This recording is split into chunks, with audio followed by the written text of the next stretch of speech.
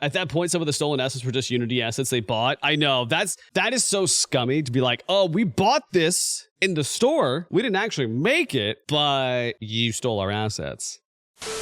Iron Man's dodged a copyright bullet, but the court said the studio did infringe on Nexon's trade secrets. A South Korean court has ruled the Dark and Darker developer Iron Man's did not commit copyright infringement. But according to Korea Times report, Iron Man's is going to have to fork over some bucks anyway. Which it did. Frankly, like, let's be honest. This was an incubation project at Nexon. It got canceled or shelved. These people really believed in it, and they were like, no, you know what? We're going to go make this. And that's where it gets really, really messy because, yeah, they own that. They have the right to sit on it and say, F you. I would say in the end, it was worth it. $6 million in the grand scheme of things is not that much. While it might seem like a lot to you and me, from a game development perspective, it's not. It's a kick in the bucket. I said Iron Man's f***ing way. No way. Yeah, I'll change it in post.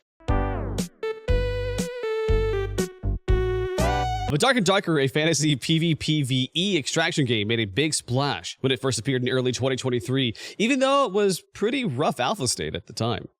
Before long, though, Nexon started making noise about it, accusing Iron Man's of using stolen code and assets to build the game. Nexon was reportedly working on a similar project codenamed P3, but pulled the plug on it in 2021. Iron Man's was founded shortly thereafter by former Nexon employees. Do I keep saying Iron Man's or do I keep saying Iron Mace? Just yes? Okay, cool. The long story short, Nexon filed a complaint and Iron Mace issued denials. Investigations, I mean, it is weird that they were like stolen code, stolen assets, but at the end of the day, it was just trade secrets. But the investigation was concluded, and in March 2023, Dark and Darker was removed from Steam. The studio managed to turn the delisting into a bit of a PR coup by continuing to distribute his game through BitTorrent, going old school, as the studio put it, which an awful lot of players loved. Still, it's better to be on Steam than not, and after a court dismissed Nexon's preliminary injunction against Dark and Darker in January 2024, it returned to the storefront in June of that year. Legal wrangling continued, however, and now the courts have come with something of a split decision. Iron Mace did not commit copyright infringement, but it did infringe on Nexon's trade secrets. What's the difference, you wonder? Well, the Copyright Alliance says the copyrights are specific, individual rights applied to an original work that is fixed in a tangible medium, like a photograph, a book, an MP3 file. Trade secrets, though, on the other hand, are less specific. Information that has an economic benefit due to its secretive nature. It has value to others who cannot legitimately attain it and is subjective to reasonable efforts to maintain its secrecy. At that point, some of the stolen assets were just Unity assets they bought. I know, that is so scummy to be like, oh, we bought this in the store. We didn't actually make it, but you stole our assets. But it tells you that every company is going to try to like f you over any possible way. And the burden is on you to defend yourself. So do you think that this will happen with the new Vampire project? The developers from CDPR, that looks a lot like Witcher? No, because I think it'll be hard for them to justify a lawsuit, right? It wasn't a canceled project that never saw the light of day. Witcher was there have been, 3 Witcher games? It's been public. Everyone understands what Witcher is. And saying that there's a copycat isn't really a justification for a lawsuit unless they think that there was ill will. And they're trying to confuse people to think that it is Witcher, which they're not. They're just utilizing CDPR and working on Witcher as the springboard for their game. So I guess because Nexon's P3 was never actually a thing, copyright infringement is out. But because Iron Mace seemingly built Dark and Darker on the foundation originally laid by Nexon, which had more or less kept a lid on the whole thing, trade secret infringement is in. And that's going to cost Iron Mace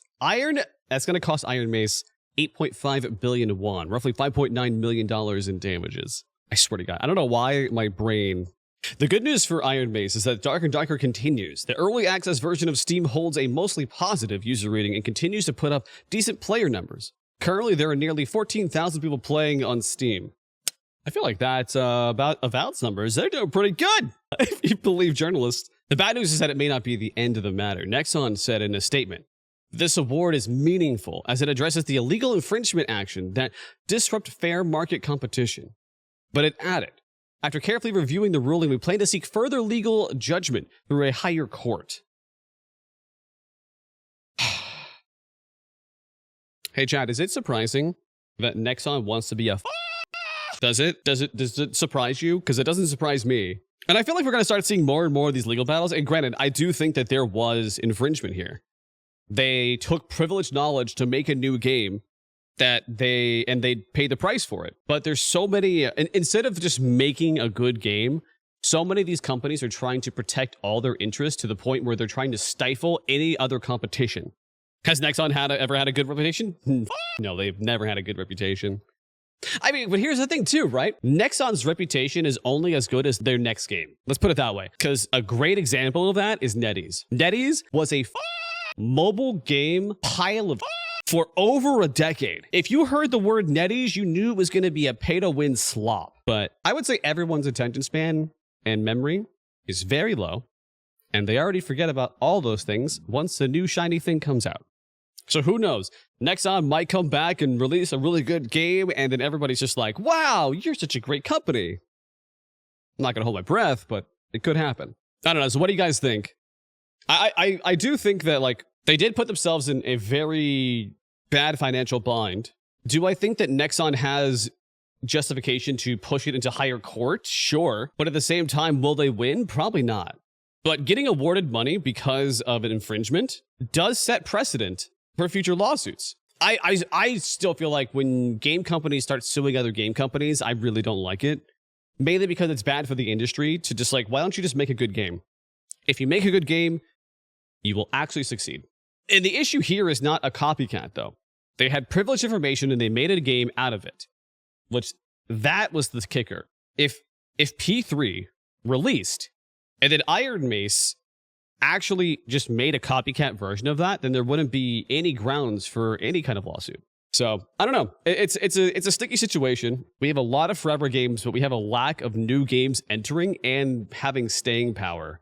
So, Dark and Darker coming in and having its time in the sun and then kind of like settling, that's great. We need more games like that. We need more AA games. The only sad thing is that it will be more money in court and bigger delays on Dark and Darker development. Yeah. No, and I think to note, I think that Nexon, because they are so massive in Korea, they are going to try to bleed the Dark and Darker development team just completely dry on legal fees. They're going to drag this on as long as possible. They're effectively taking the Nintendo playbook. Do you want to settle, or do you want to keep paying legal fees? And it's frankly kind of shitty. And I frankly hope that Nexon loses. But only time will tell on that one, though. Iron Mace. Iron Mace. Iron Mace. Iron Mace. Okay.